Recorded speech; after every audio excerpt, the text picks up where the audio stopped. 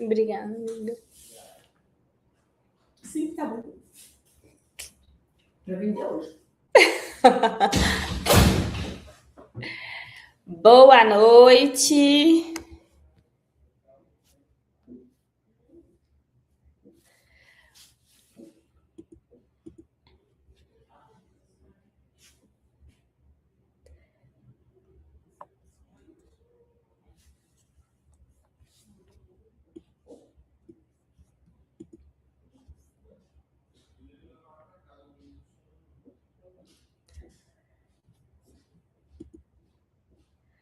Boa noite, pessoal. Ah, Mayra, que bom te ver por aqui.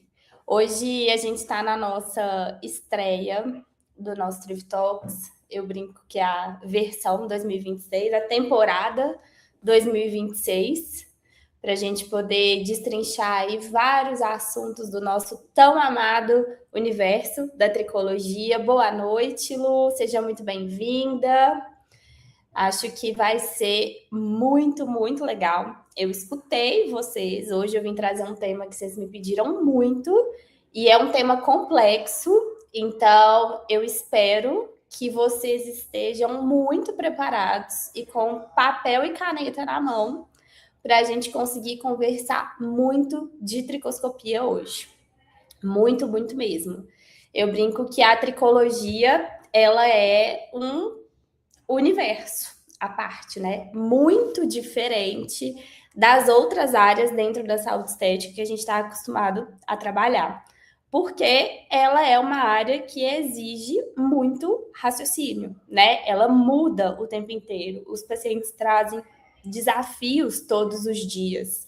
Então, eu gosto muito disso, porque eu acho que ela leva esse nosso olhar mesmo da área da saúde de uma forma ali que realmente transforma o paciente. É algo que eu me preenche muito de fazer todos os dias. Hoje, 90% dos meus atendimentos são representados pela tricologia e tem chegado cada vez mais pacientes, são pacientes que vêm muito por indicação, então acabam se tornando leads quentes, né? Então a gente tem uma oportunidade aí muito grande enquanto negócio também. Então eu espero conseguir trazer aqui para vocês para que vocês sejam picados pelo bichinho da tricologia também. Nós já somos, na verdade, uma comunidade muito engajada, né? Eu amo ter vocês ali comigo. E isso é muito bom, porque os nossos pacientes hoje eles estão cada vez mais exigentes, né?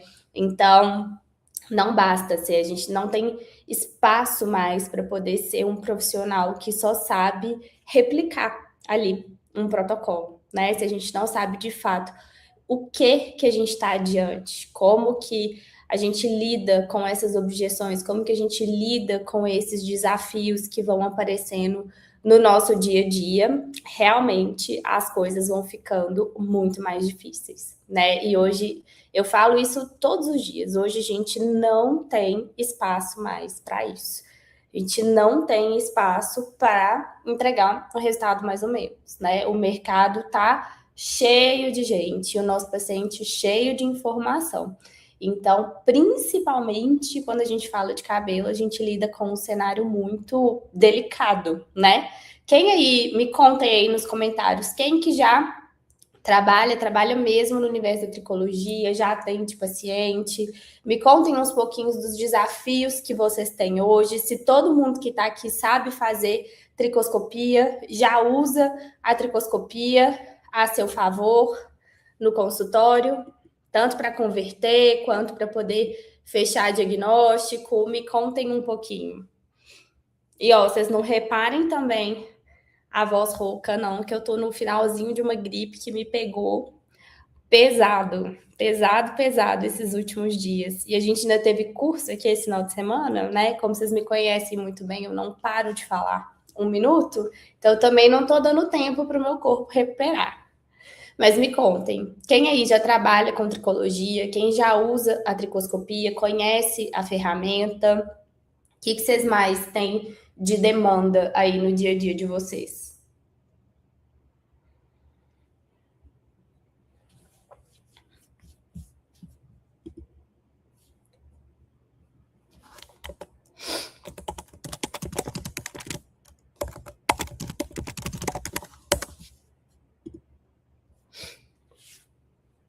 Olha, a Lu pretende se lançar no universo da tricologia. Maravilha!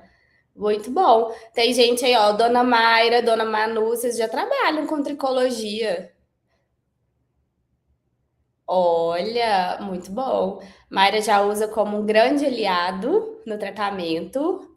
Perfeito, perfeito, perfeito. E o paciente ama, gente, porque o paciente de fato consegue ver o que está acontecendo. Aquilo ali se torna muito visual para ele, né? A Lu perguntou se consegue iniciar sem o tricoscópio. Lu, conseguir?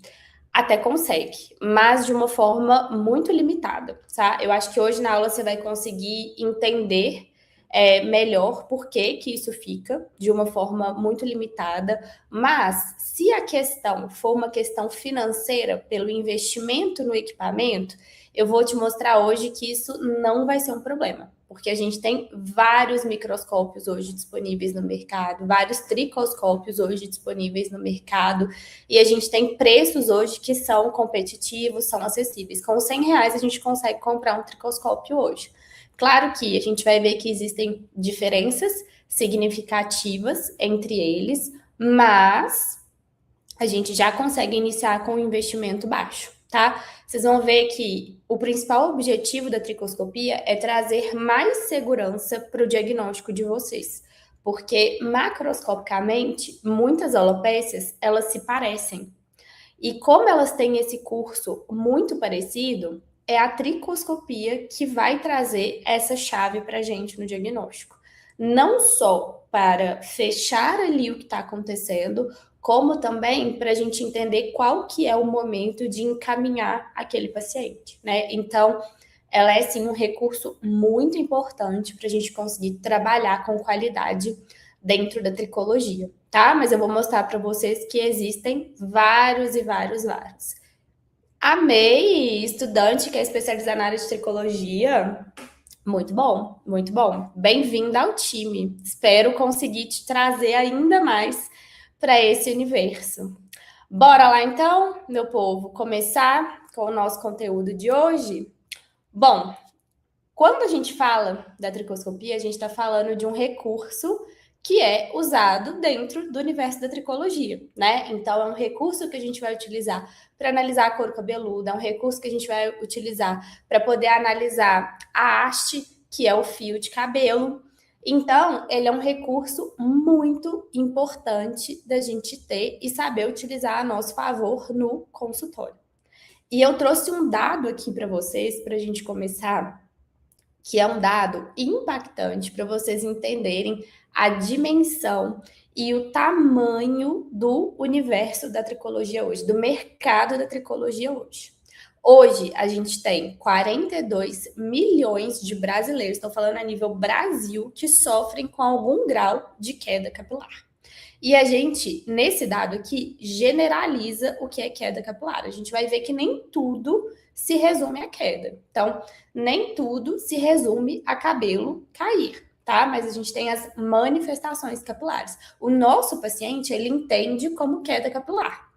O nosso papel é justamente traduzir os sentimentos que o paciente traz ali no momento da consulta, tá? Então, esse é o nosso grande desafio. Mas pensem, 42 milhões de brasileiros, 42 milhões de pessoas que têm a possibilidade de buscar algum tipo de tratamento dentro da tricologia. E diferente de outras áreas da estética, que a gente vê de um modo geral mais o público masculino buscando por tratamento, mais o público feminino, perdão, buscando ali por tratamento, na tricologia a gente já tem uma forte presença do público masculino. Claro que a gente sabe que isso está mudando dentro do cenário da estética, né? O se cuidar está sendo algo cada vez mais acessível para todo mundo, mas dentro do campo da tricologia, o público masculino é um público sempre muito presente mesmo, e de uma forma muito mais decidida. Homem, quando busca uma consulta ali para o tratamento capilar, é porque de fato é algo que está incomodando muito. Então, é uma dor muito grande. Então, essa dor consegue ali se transformar em algo que a gente consegue tratar. Então, quando a gente fala que o lead está quente, ele está ali pronto para poder efetuar uma compra. E os homens, quando chegam nessa consulta capilar, eles já estão prontos para isso. Então, a tricoscopia, ela vai justamente posicionar quando a gente precisa falar sim para o tratamento e quando a gente precisa falar não para o tratamento, naquele momento. E o que eu falo, o que é falar não para o tratamento? Quando quando a gente fala, por exemplo, na alopecia androgenética, que é a famosa calvície, a gente não está lidando com um caso de queda de cabelo. Então, o paciente não vê o cabelo cair. Então, o cabelo não cai na roupa, o cabelo não cai na mesa, o cabelo não cai no chão, o cabelo não cai no banho. Ele está diante de um quadro de perda de densidade, que é o que a gente chama tecnicamente de miniaturização. Então, dentro da tricoscopia, a gente vai buscar pela variável anisiotricose. O que é isso? Variabilidade na espessura dos fios de cabelo. Então, quando a gente pensa num quadro desse, ele é um quadro crônico. E ele é um quadro que não tem cura, mas ele tem manejo, ele tem tratamento. E aí, é esse exatamente o quadro que, quando ele se cronifica, chega um ponto que a gente não consegue fazer o manejo em consultório. E aí, esse paciente precisa da cirurgia do implante capilar. Só que o grande X da questão é que a cirurgia de implante capilar, ela não é uma cirurgia definitiva. E hoje os nossos pacientes já estão entendendo isso. Porque lá atrás, as pessoas, vocês lembram, iam para a Turquia fazer implante, porque aqui no Brasil era extremamente caro. A gente não tinha, né, a técnica não era uma técnica refinada, então o paciente tirava folículo de um lado, colocava do outro, mas ficava com uma super cicatriz. Hoje a gente nem sabe, às vezes, que o paciente fez implante, de tanto que é bem manejada a área doadora e de tanto que a gente tem uma boa fixação na área receptora, né? Então, isso é uma grande virada de chave que a gente teve. E a tricoscopia, ela entra muito dentro dessa questão. Olha, a gente tem um folículo já cicatrizado, a gente não consegue reverter em consultório, mas você tem a indicação para poder fazer a cirurgia de implante, mas a gente precisa preparar essa pele. Então, o principal é a gente entender que dentro da tricoscopia, dentro do nosso trabalho na saúde estética, dentro da tricologia, né, dentro do universo da tricologia, a gente sempre vai ter uma possibilidade de entrar com esse tratamento. E quando a gente fala em um tratamento efetivo, é justamente entender o que está acontecendo. Eu brinco, né? Eu falo que isso aqui é quase um mantra que quem já foi meu aluno sabe. Primeiro entender para depois atender. Se eu não entendo o que está acontecendo, o que está por trás, eu não consigo dar resultado. Eu não consigo promover resultado. E é por isso que a gente vê muito profissional frustrado que fala que aquilo ali não dá certo, não funciona, que o tratamento não funciona, que a cirurgia é muito melhor, e muito paciente frustrado também.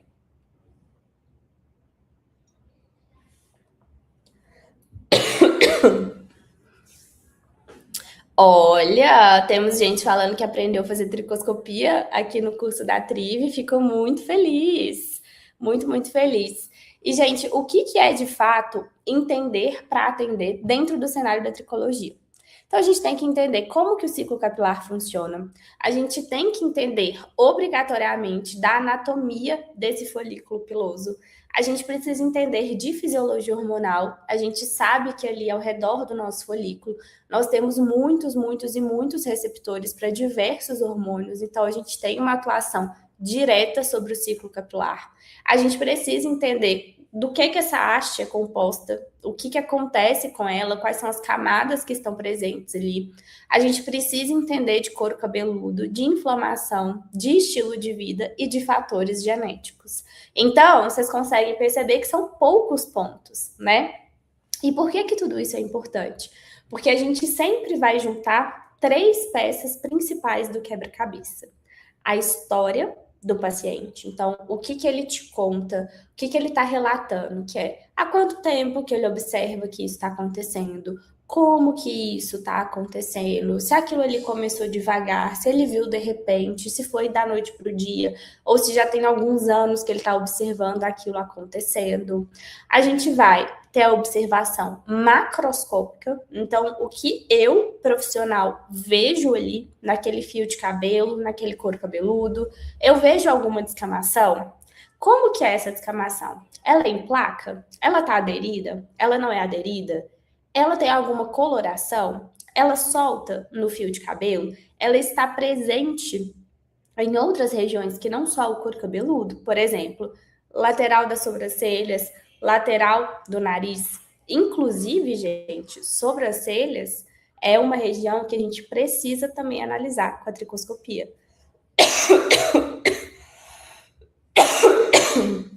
As sobrancelhas, desculpa, elas são o indicativo de vários quadros iniciais, principalmente de alopécias cicatriciais.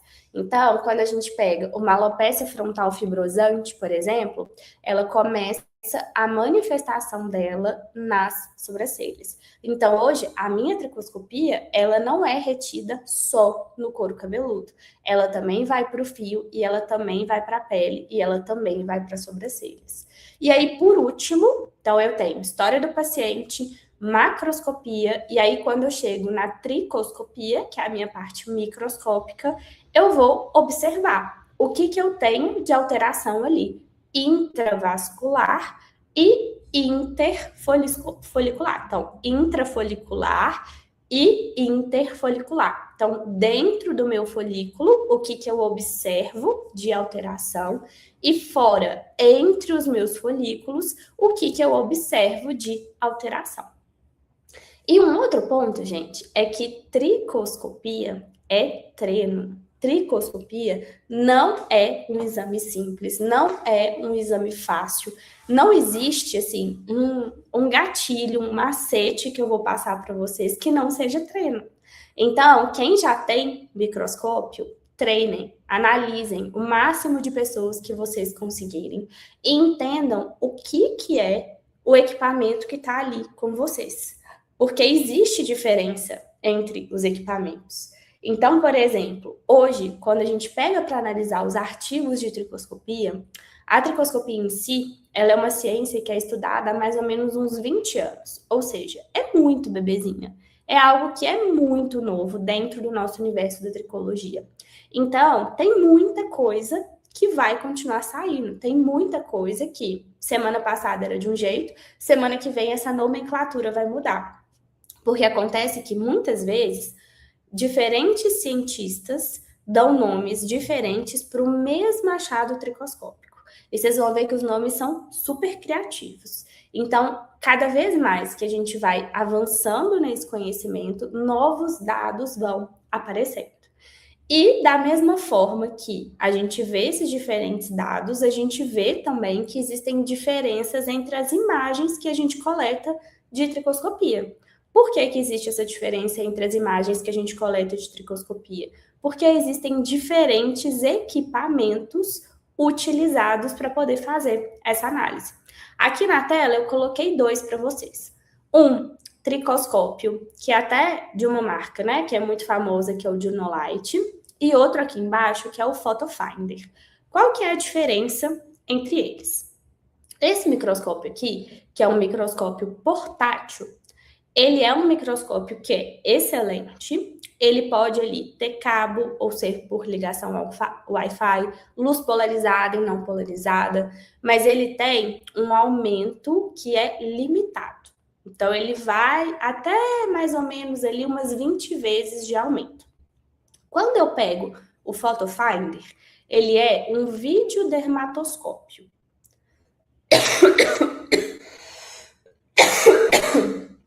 E o que é um videodermatoscópio? Ele permite com que a gente tenha uma imagem até 100 vezes mais ampliada, ou seja, eu analiso aquela lesão com muito mais especificidade e ele guarda também vídeos.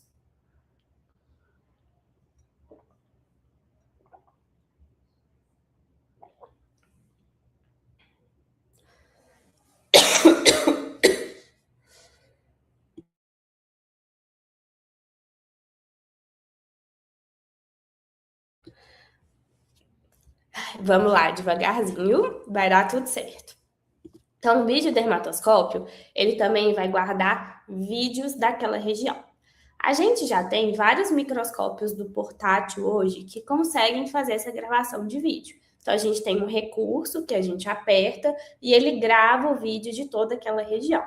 Só que ele não consegue ter uma qualidade de imagem acompanhando essa velocidade. Então, no final das contas, ele não vai conseguir ter um recurso tão fidedigno. E o vídeo dermatoscópios, né, como o PhotoFinder, ele vai ser muito utilizado para poder fazer um guia para biópsia. Então, a tricoscopia, ela vem também muito nessa linha de ser guia para a realização de biópsia. E muitas vezes a biópsia do couro cabeludo, né, para guiar ali o sítio da biópsia do couro cabeludo, ele vai ser necessário como forma de se ter um diagnóstico diferencial. Então, isso vai ser extremamente importante.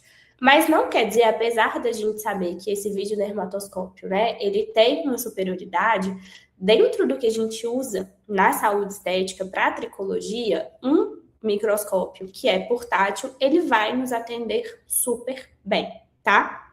Inclusive, existe uma diferença de valor gigantesca entre esses dois. Quando a gente pensa no microscópio portátil, a gente está falando aí que a gente tem versões de R$ 100, que eu falei com vocês lá no inicinho, até versões que podem chegar a uma média de R$ 7.000. Quando eu falo aqui no PhotoFinder, a gente já tem versões que começam a partir de R$ 20.000. Então, é uma diferença muito grande. E a gente tem aqueles dermatoscópios também que parecem uma lupinha, que a gente consegue ter um adaptador que acopla no celular, mas ele não fotografa. Então, ele talvez não seja o melhor recurso para a gente poder ter hoje. Apesar dele ser pequenininho, ser portátil, ele não faz a fotografia. E a fotografia da região da tricoscopia, ela é extremamente importante para que a gente faça a comparação ali do nosso paciente. Então, esses dois microscópios que eu coloquei para vocês aqui de exemplo, eles fotografam e fazem vídeo, tá? Só que eles vão ter uma qualidade de imagem diferente, principalmente no que diz respeito ao aumento. Então, os microscópios portáteis, eles não têm a mesma capacidade de aumento do que um videodermatoscópio, ok? Mas ambos vão servir super para a gente poder fazer a análise tricoscópio, tá? Bom, marca que eu indico com melhor custo-benefício para o portátil.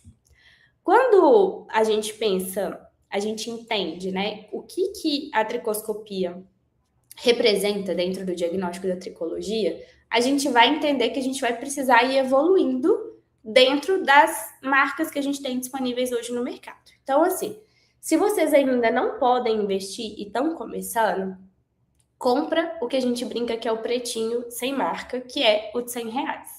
Ele, gente, vai conseguir resolver muita coisa para vocês e vocês não vão fazer um diagnóstico no escuro, tá? Vocês não vão fazer um diagnóstico no escuro.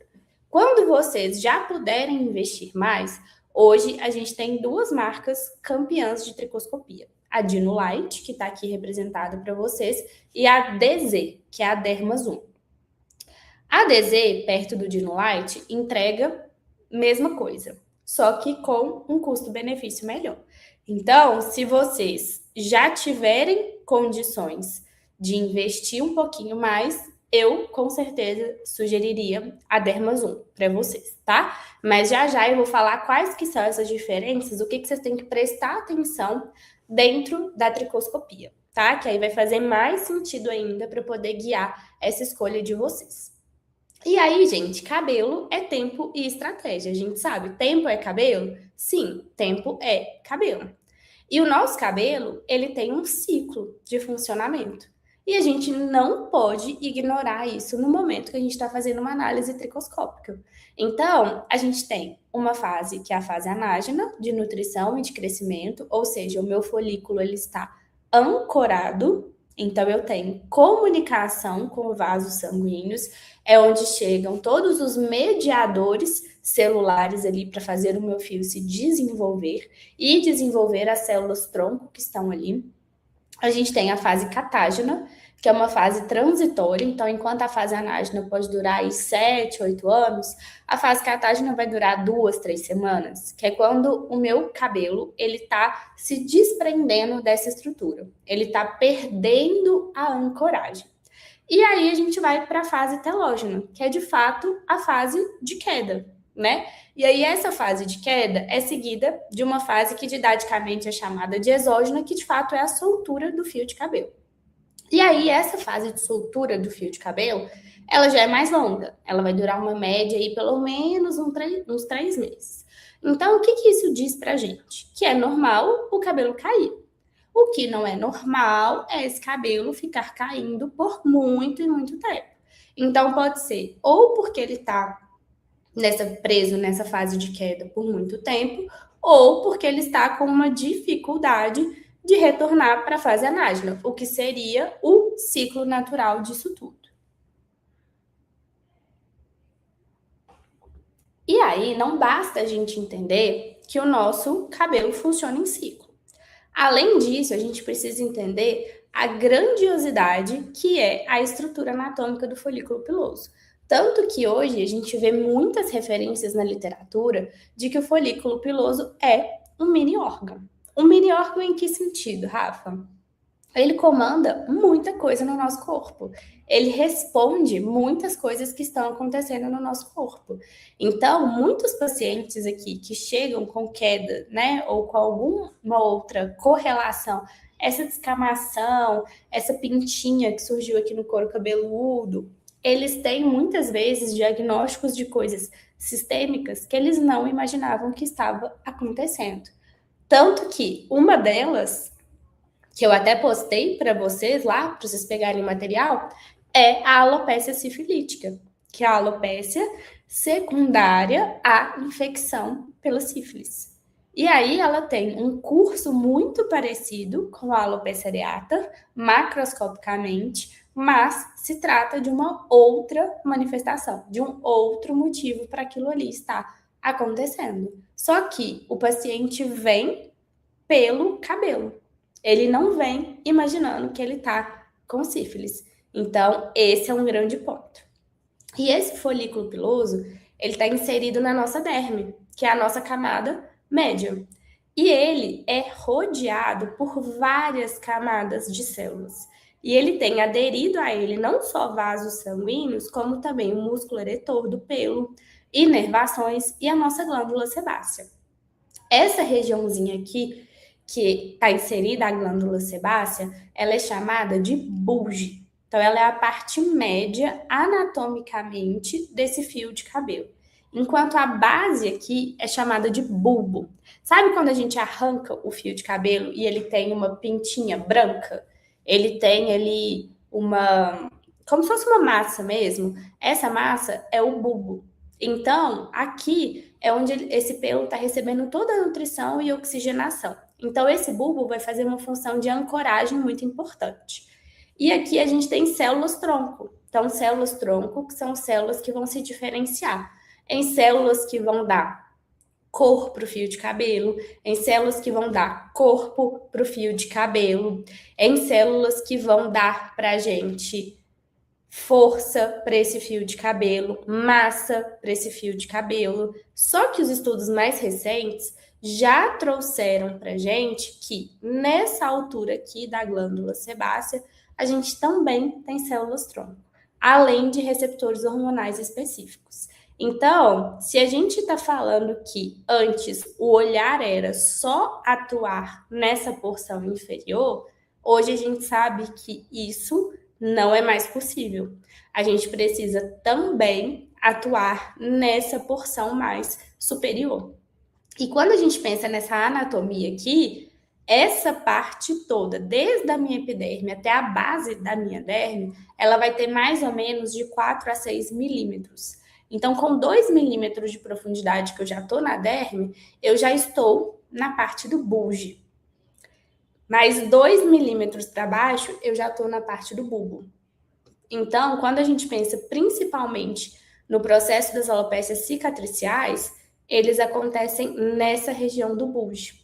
Por isso que numa alopecia areata, por exemplo, o paciente não entra num quadro irreversível, ele não entra num quadro cicatricial. Por que que ele não entra nesse quadro? Porque essa parte aqui do bulbo, essa parte aqui do bulge, ela é preservada. Então, a gente só pega essa parte aqui do bulbo. Por isso, a gente não entra num processo cicatricial. Thalita escreveu o nome dos três o quê? Das fases? Anágena, catágena e telógena?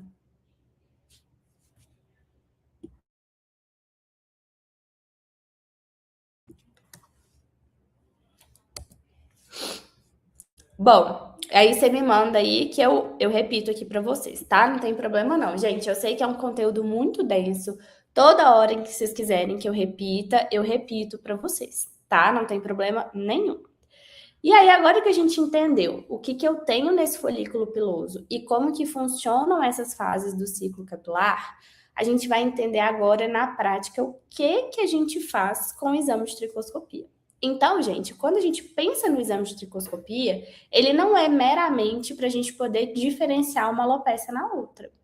A gente tem, além da diferenciação, que é extremamente importante para poder guiar a nossa conduta, ela vai ser usada como guia para sítio de biópsia, porque a gente precisa entender que existem alterações celulares específicas que só vão conseguir ser estudadas e elucidadas na biópsia. Então, é a partir disso que a gente vai ter um diagnóstico diferencial.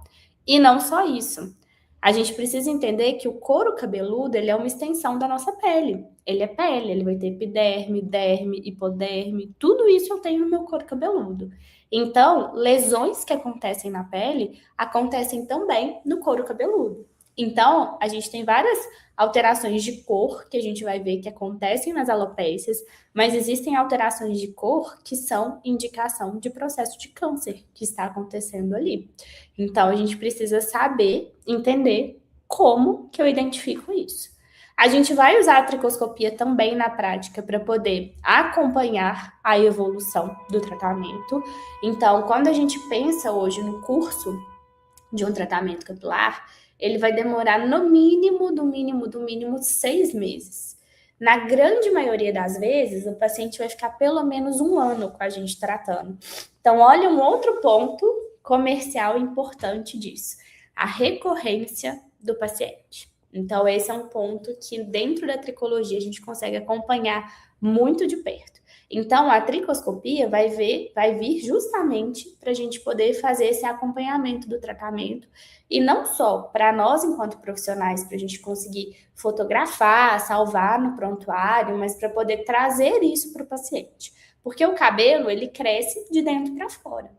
Então, se eu estou falando que um ciclo capilar, entre a fase de queda e uma nova fase anágena acontecer, eu tenho um gap ali de pelo menos 3 meses, dando tudo certo, meu paciente perfeito de saúde, sem nenhum estresse na vida, ele vai demorar pelo menos 3 meses para poder ver a evolução.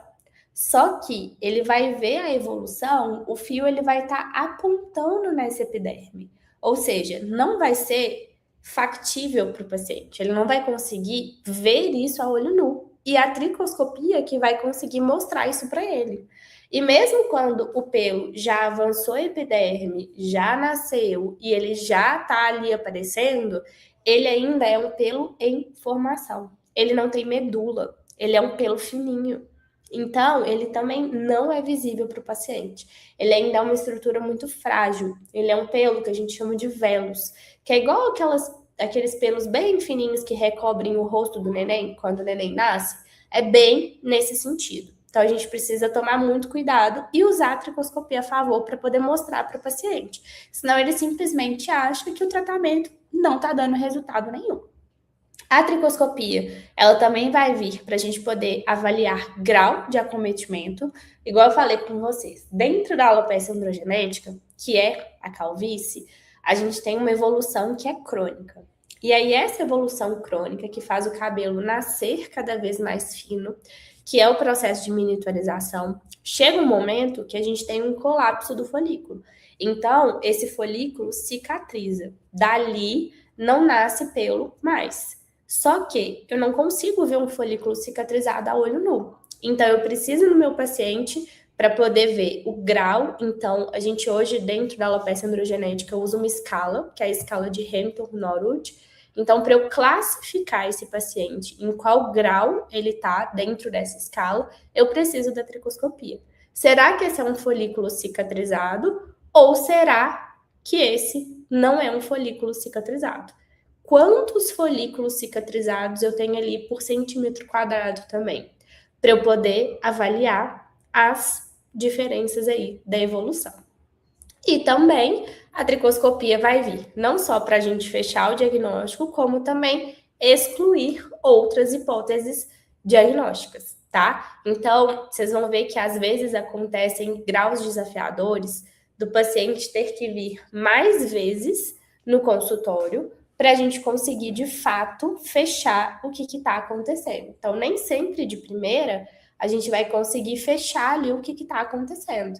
Então, o paciente vai ter que vir 2, 3 vezes para a gente poder analisar outros pontos com calma. Porque se o paciente toma sol, muda o couro cabeludo. Se ele está tomando alguns tipos de medicação, muda o que está acontecendo ali no couro cabeludo. Então, esse é um ponto que a gente precisa ter atenção, tá?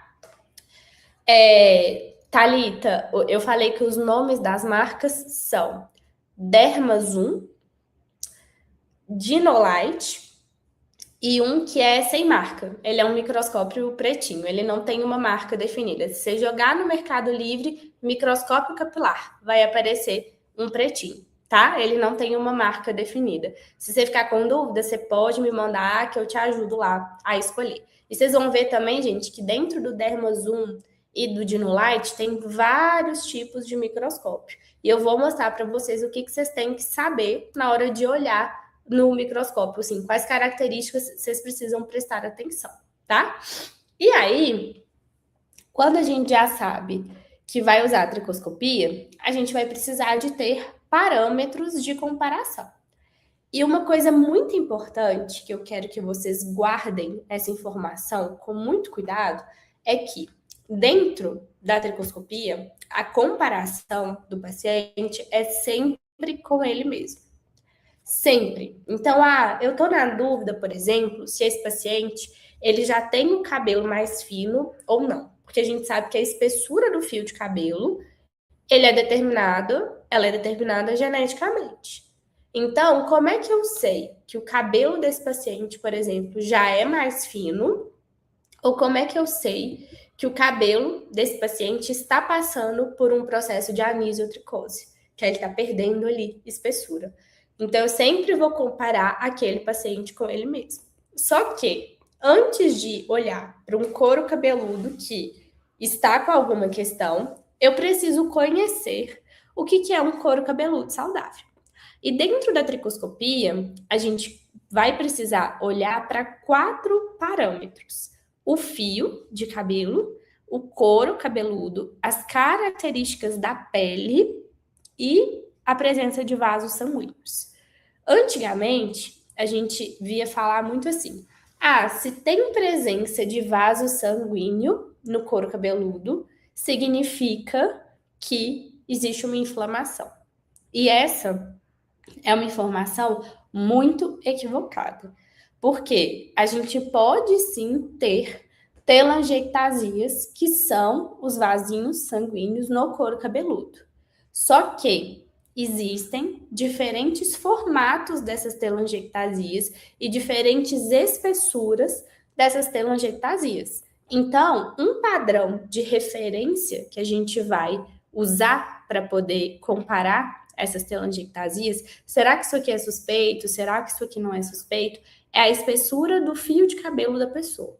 Então, esse vasinho aqui tá mais espesso ou menos espesso que o fio de cabelo dessa pessoa?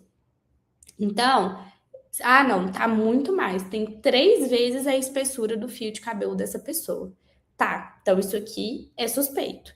Mas eu tenho esses vasinhos presentes no couro cabeludo várias e várias vezes ou não? Eu só tenho esse vasinho nesse ponto em específico. Então, essa é a análise que a gente vai começar a fazer. Além disso, O couro cabeludo, ele tem uma coloração mais esbranquiçada, se a gente estiver falando de fototipos mais baixos, ou uma coloração mais acastanhada, amarelada, se a gente estiver falando de fototipos mais altos. E ele vai ter, gente, um brilho leve. Por quê? Porque o couro cabeludo apresenta oleosidade.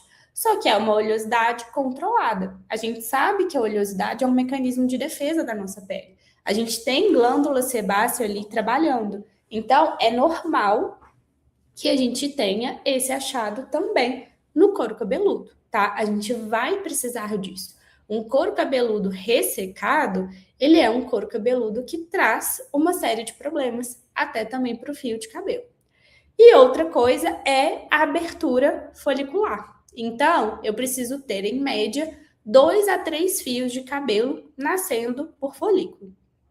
Isso não quer dizer, gente, que eu não possa ter folículos apenas com um fio de cabelo, tá? Cerca de mais ou menos 10 até 15% do nosso couro cabeludo, a gente tem folículos com um fio de cabelo.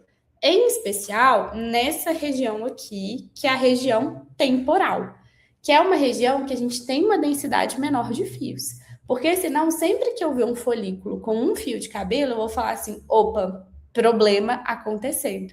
E não é um problema, a gente pode ter.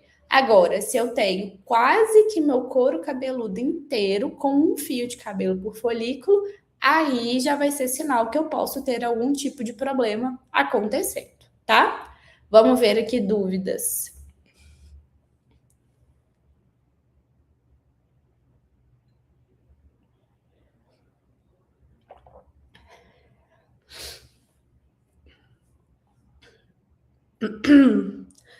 Bom, ela perguntou. Excelente pergunta, Thalita. Então, eu citei o caso do paciente com sífilis, né? De qualquer outro problema. Se a gente começa o tratamento capilar ou se a gente indica cuidar da saúde primeiro. E sempre, gente, sempre quando a gente acha a causa, então, o que está causando aquilo ali, é sempre tratar a causa primeiro. Então, por exemplo, no caso da sífilis, é a terapia com antibiótico. Isso já ia melhorar a questão da queda capilar. Depois que fez esse tratamento base ali com antibiótico, a gente vai entrar com o que a gente chama de repilação. Então, eu tratei a causa, eu tirei o problema. Eu vou vir depois repilando aquela região. Isso é muito comum, por exemplo, também na alopecia areata. A alopecia areata, que é aquela queda que pode dar em placas, ela pode acontecer por questões emocionais. E aí, dentro das questões emocionais, a gente pode ter uma perda do privilégio imunológico do nosso fio de cabelo. O que é esse privilégio imunológico do nosso fio de cabelo? É a capacidade que o nosso fio de cabelo tem de defender de agentes externos. Então, ele perde disso, ele perde essa capacidade, não só de defender de agentes externos, como também de reconhecer o que é nosso do que não é nosso. E aí, ele mata o folículo. E aí, por isso que o paciente tem aquela queda em placa de uma vez. E se o fator emocional não for tratado, a gente não consegue melhorar aquela região, porque o autoataque vai continuar acontecendo. Então, dentro da saúde estética, a gente chama saúde estética justamente por isso. Então, primeiro, tratar a causa, depois a gente atua ali no processo de regulação e de fortalecimento. Principalmente quando a gente estiver falando de doenças assim. Então, sífilis, questões emocionais, isso é muito, muito importante, tá? Quando a gente identifica a causa, isso faz parte do tratamento. O cabelo, gente, ele é sempre uma manifestação secundária a algo que está acontecendo. Então, por exemplo, a gente pode ter queda de cabelo por deficiência de vitamina D. Então, ali eu vou fazer a reposição de vitamina D e tudo que a ausência de vitamina D causou no organismo em termos de desregular o ciclo capilar, depois eu vou vir repondo e fazendo o tratamento, tá? Então, sempre saúde, que vai ser a causa, e depois eu venho com o tratamento. Por isso que é muito importante a gente ter esse olhar atento e a gente saber unir as pecinhas do quebra-cabeça. Até porque a tricoscopia muitas vezes vai mostrar pra gente que esse paciente aqui não está pronto para receber nada injetável. E se a gente fizer e se a gente forçar, isso pode ser um grande problema, tá? A Vitória pediu para eu explicar de novo dos vasos sanguíneos. Explico. Vitória, no nosso couro cabeludo, a gente pode encontrar vasos sanguíneos. Isso é normal, tá? Quais vasos sanguíneos? Telangiectasias, vasinhos igual a gente vê no rosto, na perna, varizes, tá? Então, isso a gente pode encontrar. Antigamente, as pessoas falavam assim: se tem vaso sanguíneo, é sinal de inflamação. Hoje a gente sabe que é uma informação equivocada, tá? Nem sempre a presença de vasos sanguíneos quer dizer inflamação. Vai depender muito da quantidade desses vasos sanguíneos e do formato desses vasos sanguíneos. Então, o que é normal? Telangiectasias, que são aqueles vasos arboriformes, igual uma árvorezinha mesmo, igual a gente vê na perna. Só que eles vão ser fininhos. Se eles estiverem grossos e presentes em grande quantidade, eles podem ser indicativos de algum tipo de problema, tá? Podem ser indicativos. Mas como que eu sei se aquele vasinho tá grosso ou não? Eu vou comparar a espessura dele com a espessura do fio de cabelo. Então, se eu vejo do fio de cabelo daquele paciente, tá? Então, sempre o paciente vai ser o grupo controle dele. Então, eu vou comparar a espessura daquele vasinho com a espessura do fio de cabelo do paciente. Se aquele vasinho for 2, 3 vezes mais grosso do que o fio de cabelo daquele paciente, significa que aquele não é um vasinho normal. Então, eu preciso analisar se em outras regiões do couro cabeludo essa manifestação acontece também. Mas se for algo que é pontual, isso não é um indicativo de problema, tá? Então, esse é o ponto principal. Então, lembrando, a gente sempre vai analisar fio de cabelo, couro cabeludo, pele e vasos sanguíneos. Então, no fio, eu vou ver, cabelo tá quebrado, não tá quebrado, tem cutícula aberta, não, tem nó no meio desse fio de cabelo, não tem nó, tem algum desgaste, não tem desgaste. Couro cabeludo, como que tá a cor desse couro cabeludo? Eu tenho alguma alteração de cor, alguma pinta, alguma lesão? E essa pele? Tem descamação? Tá irritada? Tá seca? Tá com excesso de oleosidade? Então, essas são as características que eu vou olhar com o microscópio. E aí, como eu falei com vocês, a gente tem diferentes tipos de microscópio, né? Mostrei os portáteis, mostrei também a questão do photofinder, que é um videodermatoscópio. E independente, gente, se esse microscópio ele é portátil ou não, ele pode ter dois tipos de lentes. Uma lente que emite uma luz não polarizada e uma lente que emite uma luz polarizada. E o que é a diferença entre esses dois tipos de lente? A lente não polarizada, ela é uma lente que produz uma imagem que ela não é uma imagem muito definida. Ela é uma imagem bem definida, mas ela não é uma imagem muito definida. Então, ela é mais interessante para a gente poder olhar principalmente para características mais superficiais. E aí, ela permite ver alterações de coloração mais superficiais. Ela não me permite analisar fio de cabelo com profundidade e analisar folículo com profundidade, mas eu consigo ver diferenças nas características tranquilamente. Já a luz polarizada, ela é uma luz que vai me permitir observar estruturas tanto superficiais quanto mais profundas, com muito mais qualidade de observação. Então, o que é essa qualidade de observação? Eu vou ver alterações de cor com muito mais clareza e eu vou ver também alterações de profundidade com muito mais clareza. E além disso, hoje, alguns dispositivos ainda têm uma terceira luz, que é a luz UV. A gente vê os microscópios mais novos com ela, porque ela está sendo usada para diagnóstico diferencial, para a gente ver principalmente inflamação subclínica, tá? Mas a gente ainda tem poucas informações dessa luz UV, porque igual eu falei com vocês lá no início, a tricoscopia, ela é uma ciência muito nova. Ela tem só existe há 20 anos no mercado. Então, quando chega uma luz nova, né, a gente precisa ver mais profundamente como que essas colorações vão se manifestar em diferentes alopécias. Então, ainda existe aí um gap mesmo de informação, principalmente para classificar uma alopécia cicatricial de uma não cicatricial. E aí, se a gente pega essa não polarizada e polarizada, é aí que traz a diferença para a gente nos microscópios que eu mostrei para vocês.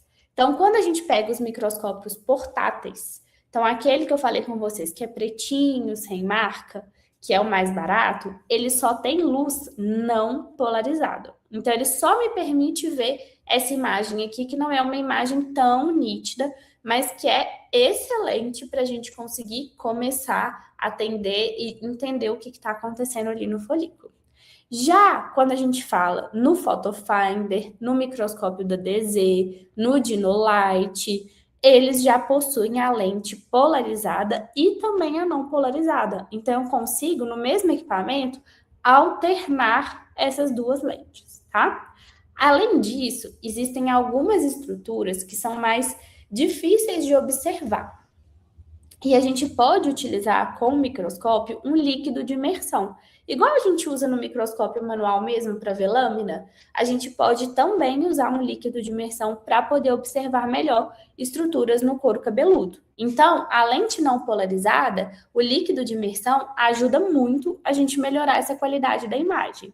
E o líquido de imersão que a gente pode utilizar na nossa prática pode ser inclusive álcool, pode ser aquele gelzinho que a gente usa para ultrassom, isso tudo serve. O único cuidado que a gente precisa ter quando a gente fala na possibilidade de um uso de líquido de imersão é para observar descamação no couro cabeludo. Então, qualquer tipo de descamação que a gente tenha, ela é melhor observada se a gente faz isso no seco, tá? Então, só o microscópio e o couro cabeludo. Mas, às vezes, a gente tem tanta descamação que a gente vai precisar usar o líquido de imersão para observar aquelas estruturas de uma forma melhor, tá?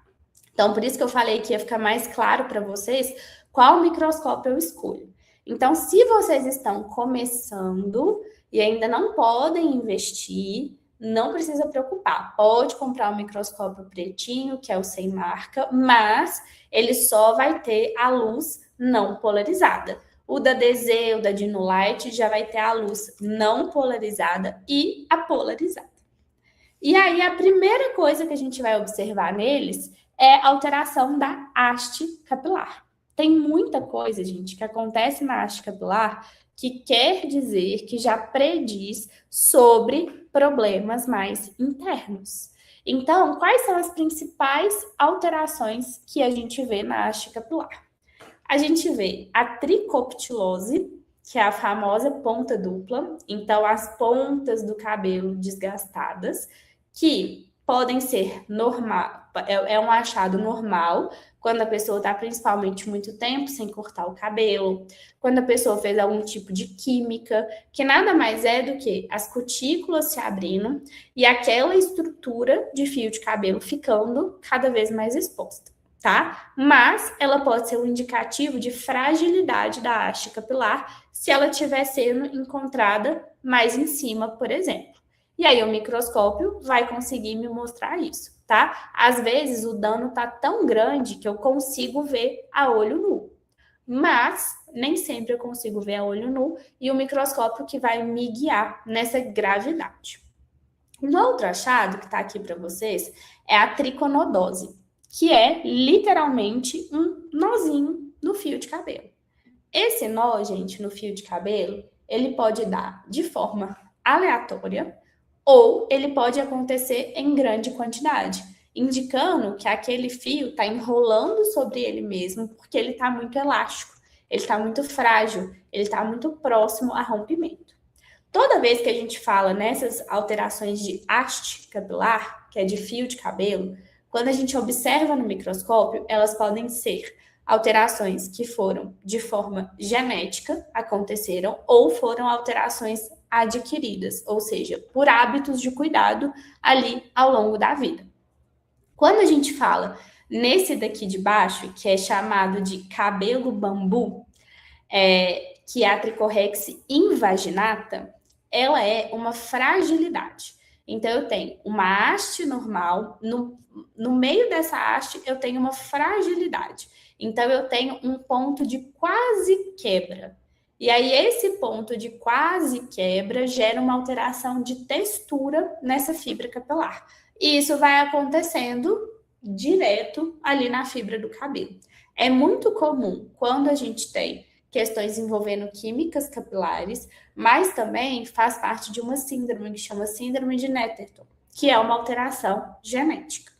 E por último, a gente tem o bubble hair, que são as bolhas que são encontradas no fio de cabelo, que aqui já é uma alteração que acontece por conta de aquecimento dessa fibra capilar. Então, quando eu uso principalmente babyliss, secador, chapinha, sem ter a proteção térmica, tá? Então, quando eu tenho esse dano acontecendo de uma forma muito intensa e muito recorrente no fio de cabelo.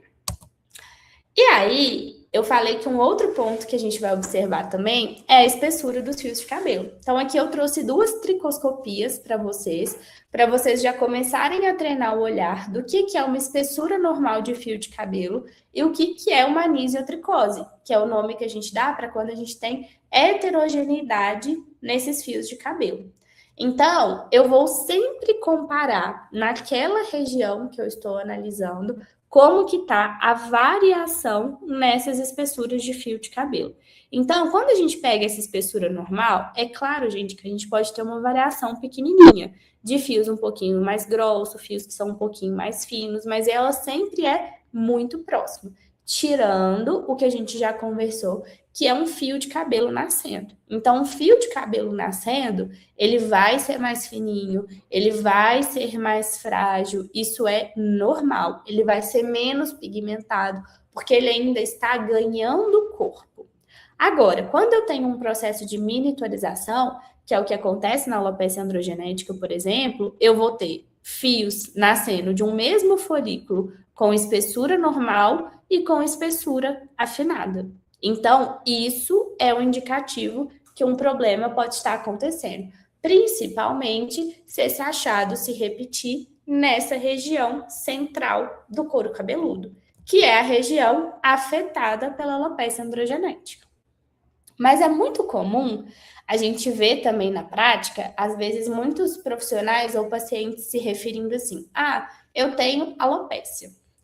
Alopécia, gente, é um termo genérico. Isso não quer dizer nada. Alopécia quer dizer que existe um problema capilar ali acontecendo. Para a gente é importante entender qual tipo de alopécia está acontecendo. E eu entendo muitas pessoas se referirem dessa forma porque os sinais clínicos muitas vezes são parecidos. Então a gente precisa saber, de fato, juntar as peças do quebra-cabeça, diferenciar uma alopécia da outra.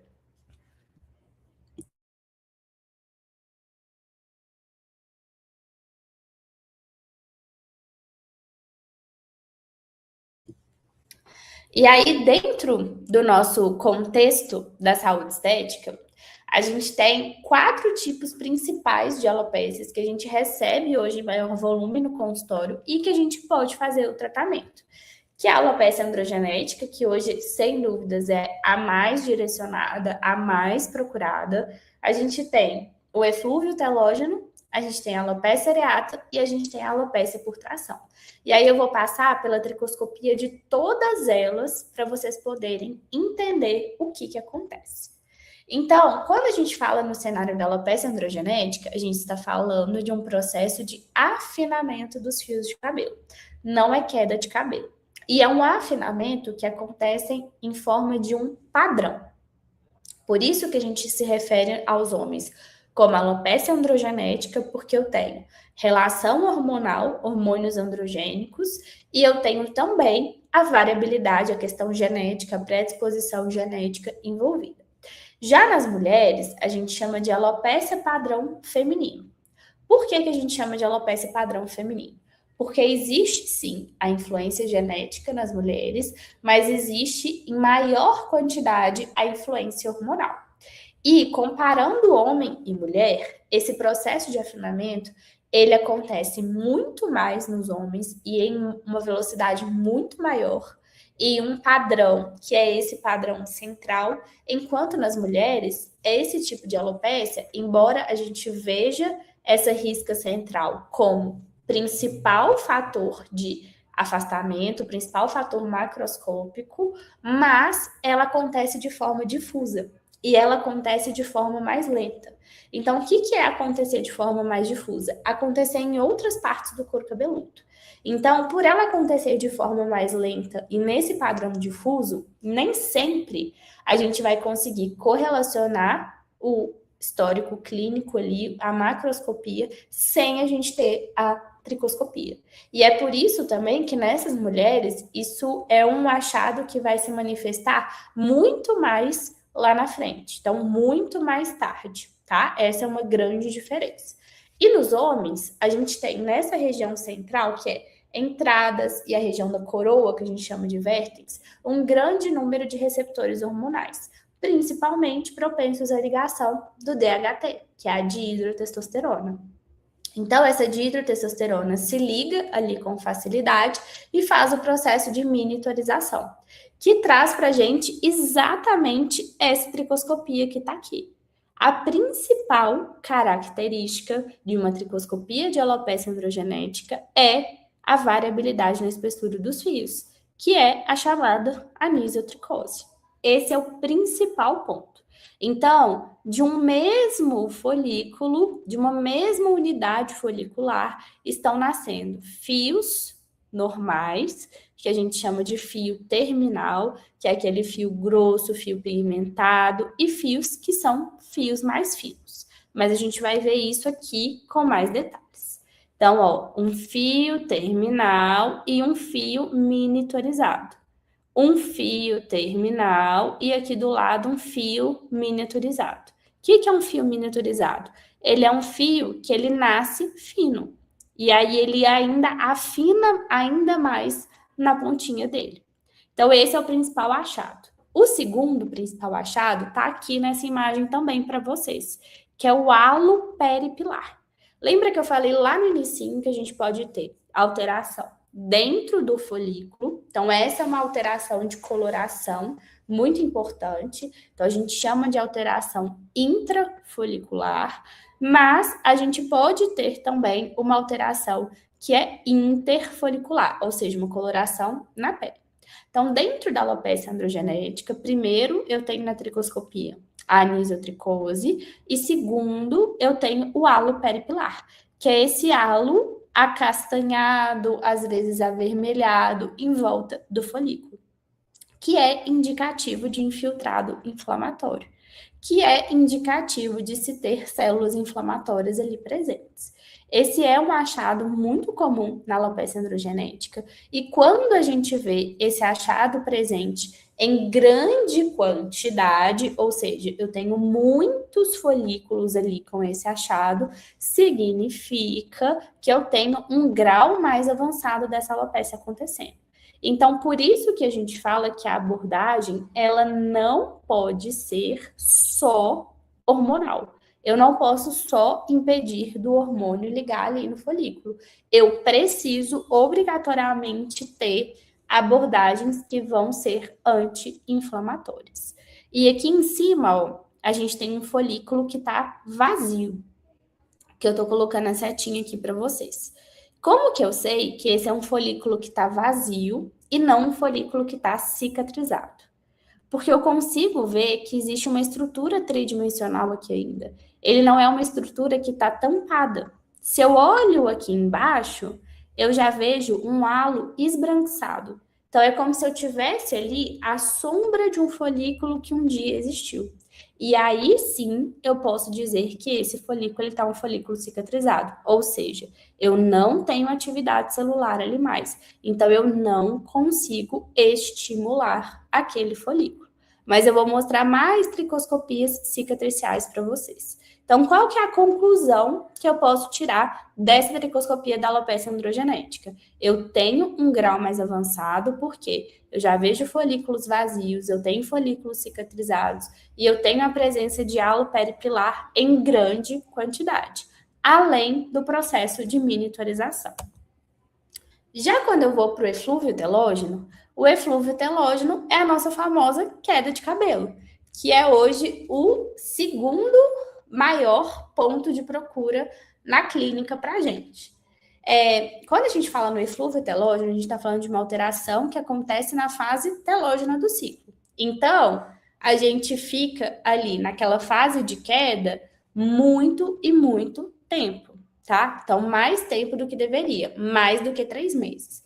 E qual que é o principal achado tricoscópico do eflúvio telógeno? Folículo vazio. Então, significa que o cabelo foi embora, o cabelo caiu. E como ele tá ali naquela fase telógena há muito tempo, ele não nasceu. Por quê? Porque eu não consigo retomar a minha fase anágena. Então, macroscopicamente, eu não vejo uma região de falha. Eu não vejo o meu couro cabeludo extremamente exposto, como eu vejo na alopecia androgenética. Mas quando eu passo no tricoscópio, eu vejo folículos vazios e a grande maioria dos folículos com um fio de cabelo. Então, esses são os dois achados principais desse tipo de alopecia, tá? As meninas estão falando aqui que elas não conseguem diferenciar a cor com o tricoscópio delas. E, gente, às vezes é mais difícil mesmo, mas, né, vai depender, pelo que eu tô entendendo, vocês têm só a lente não polarizada, mas existe um ajuste de intensidade da luz na lente não polarizada, tá? Então, vocês podem colocar esse ajuste de intensidade da luz que vai dar diferença para vocês diferenciarem essa coloração também. Testem e depois me contem, tá? E também é treino, mas de fato é mais difícil de ver essa alteração da coloração com a lente não polarizada. Aqui eu trouxe mais exemplos para vocês, ó. Aqui eu já vejo um couro cabeludo muito mais inflamado, mais avermelhado. Aqui sim eu posso falar que eu tenho um indicativo de processo inflamatório. E eu vejo também um folículo vazio. Então, ó, folículo vazio com estrutura tridimensional, então me mostrando que ali eu não tive um processo de cicatrização, ou seja, eu posso estimular as células que estão presentes ali, e eu vejo a maioria dos outros folículos com um fio de cabelo, no lugar de ter 2, 3 fios de cabelo, como eu observei na tricoscopia, que é considerada uma tricoscopia normal.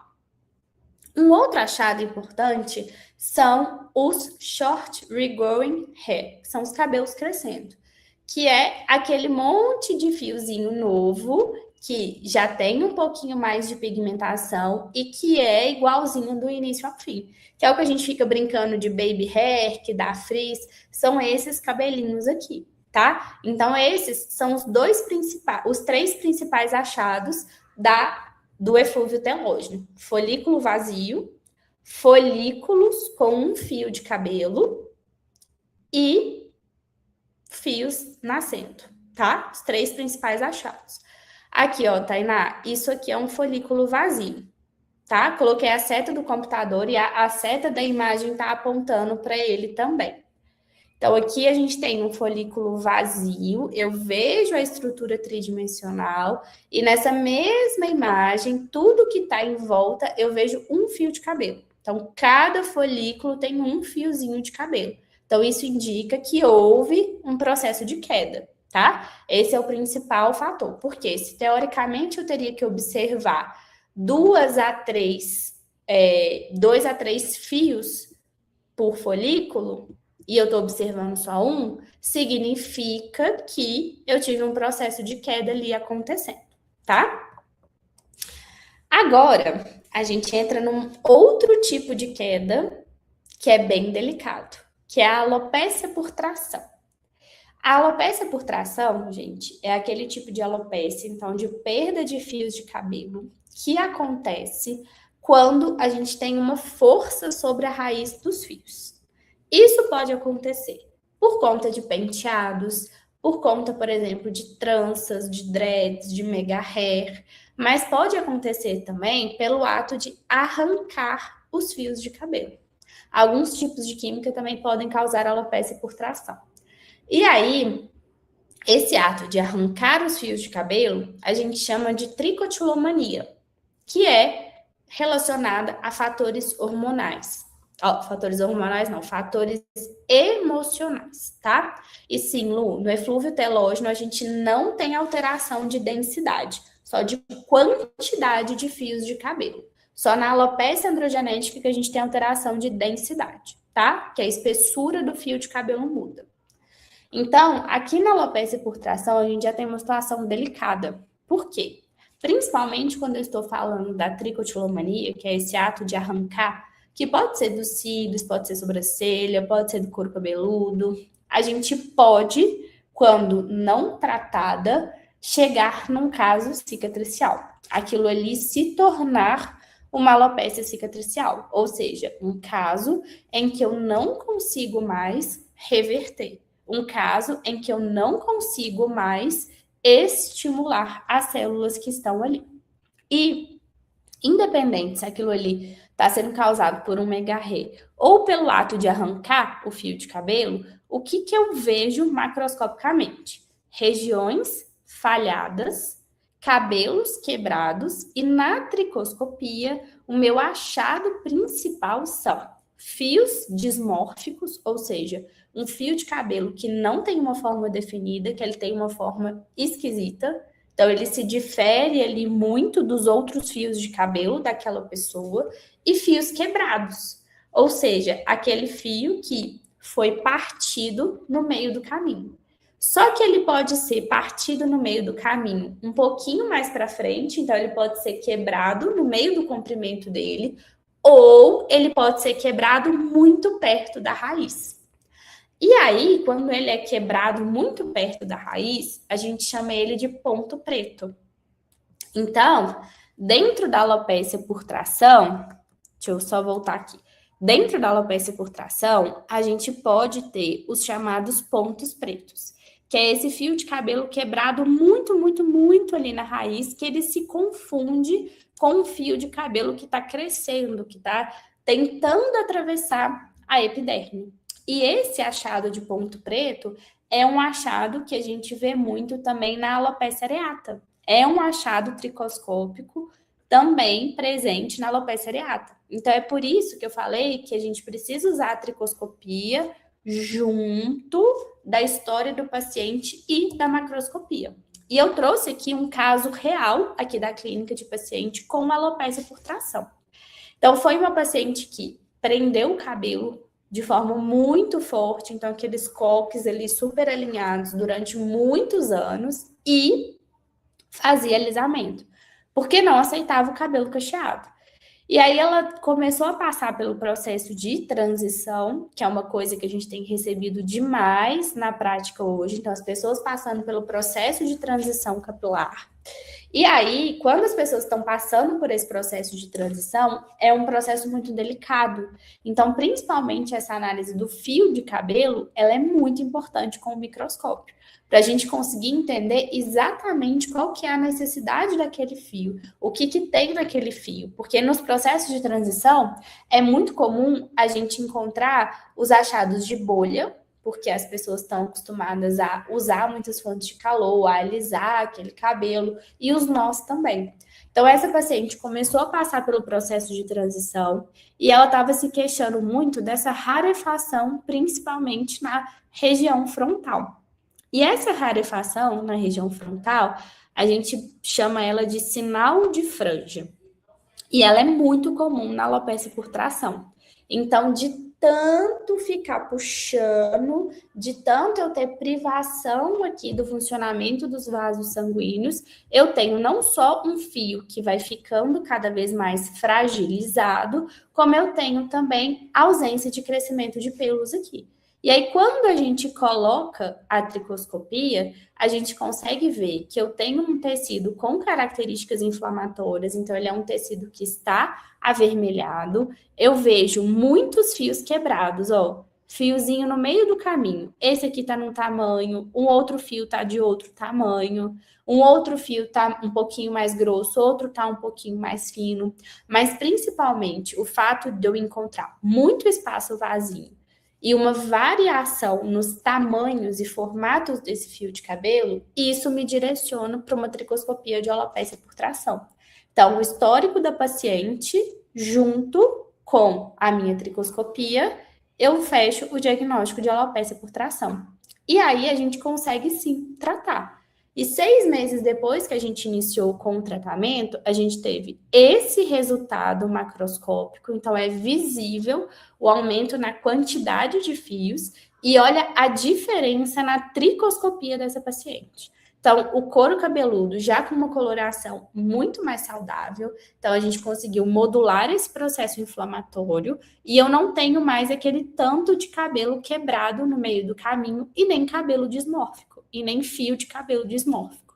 Então, quando a gente pensa nos principais sinais tricoscópicos da alopecia por tração, isso é o principal.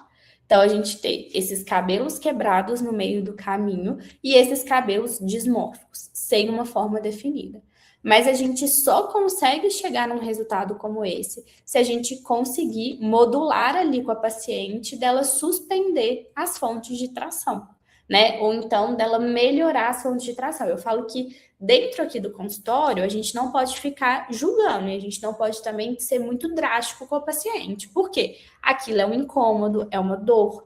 Muitos pacientes choram no consultório, né? Cabelo, gente, é uma parte que faz total diferença na nossa autoestima, né? Que é um marcador de identidade, que consegue comunicar muitas coisas. Então, não adianta você falar para uma paciente que sempre prende o cabelo ou que usa mega-hair, que para melhorar ela tem que tirar tudo, ela tem que parar de prender ou ela tem que tirar o mega-hair todo. Não adianta a gente falar, não adianta a gente posicionar dessa forma. Por quê? Isso é muito drástico. É igual a gente querer que aquelas dietas milagrosas de nutricionista, a gente querer seguir aquilo ali à risca por muito tempo. A gente não dá conta, porque aquilo ali não faz parte da nossa rotina. Aquilo ali não consegue encaixar na nossa rotina. Então, a gente tem que tomar um cuidado muito grande com isso. Então, dentro da alopecia por tração, a gente vai ter medidas para poder melhorar a inflamação, a nutrição, a oxigenação e modular ali junto do meu paciente essa fonte de tração. E aí, gente, macroscopicamente, a gente falou do sinal de franja, que é esses cabelinhos que ficam aqui bem fininhos no fio de cabelo. E eu falei com vocês também que quando o processo vai evoluindo, se a gente não cuida, se a gente não chega ali a tirar essa fonte de tração, a estimular essa circulação e essa oxigenação, a gente pode chegar num processo cicatricial. Então, a alopecia por tração, ela pode se transformar em uma alopecia cicatricial.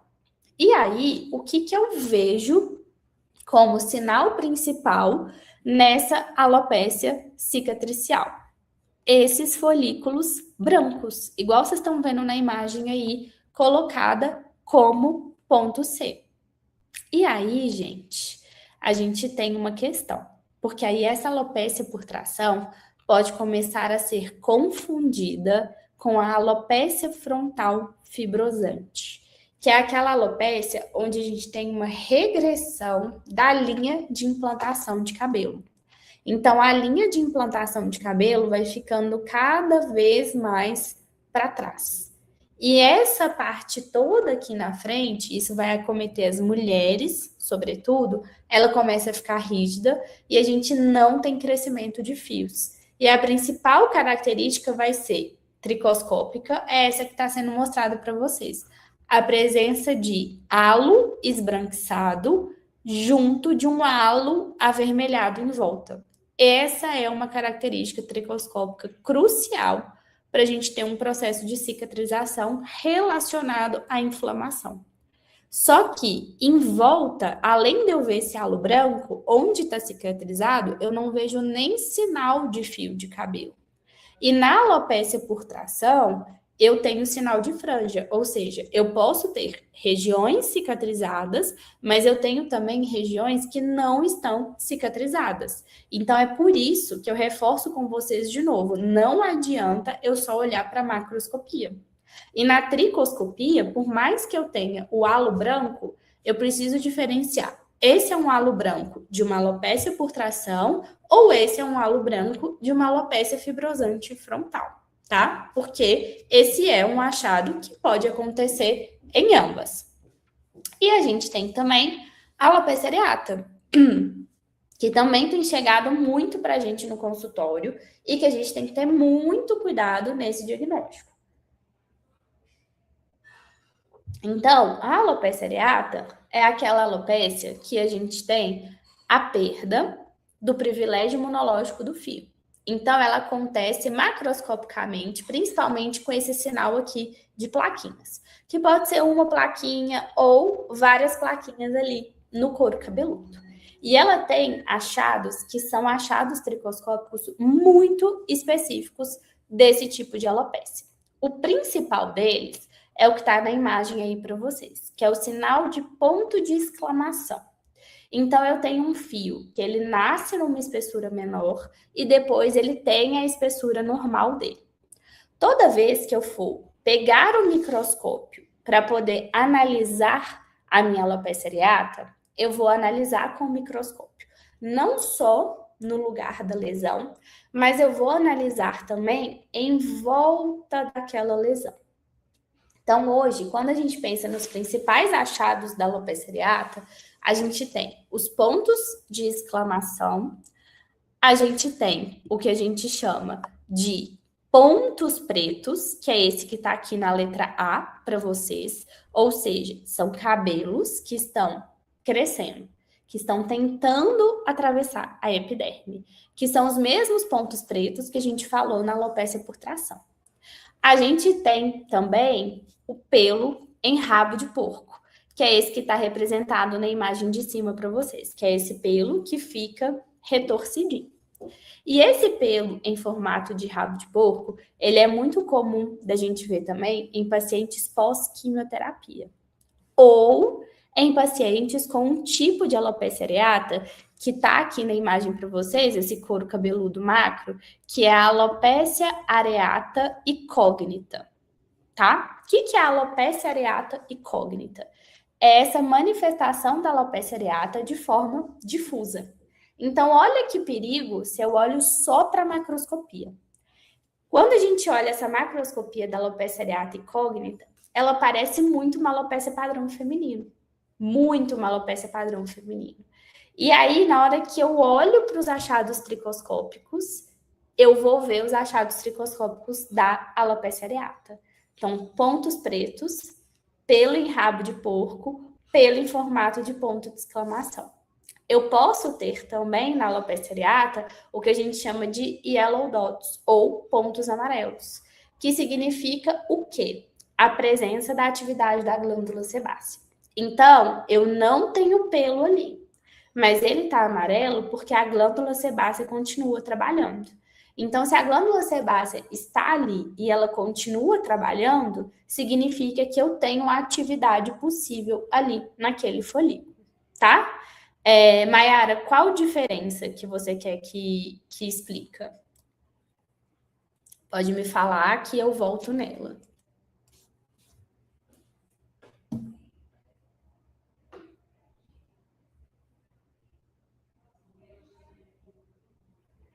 Qual a diferença? É na alopecia areata, de qual que é a incógnita, qual que é o ponto preto, qual que é o ponto amarelo?